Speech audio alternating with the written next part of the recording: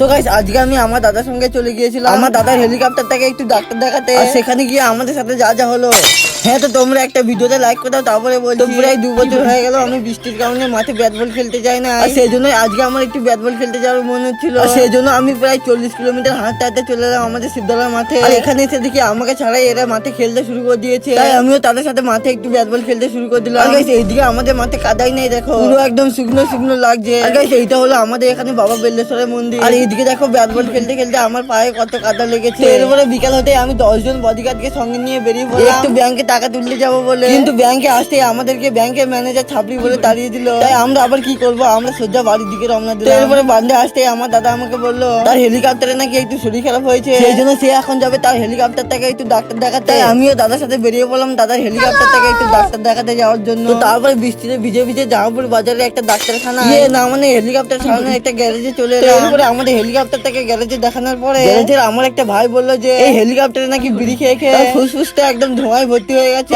ভাই এখন আর কি করবে, ভাই একটা সিরিজ কাগজ নিয়ে তার ফুসফুসটা একটু পরিষ্কার করছিল। তো এরপরে আমাদের হেলিকপ্টারটা বাগানো হয়ে যাওয়ার পরে আমরা বৃষ্টিতে ভিজে ভিজে আবার বাড়ির দিকে রওনা দিলাম।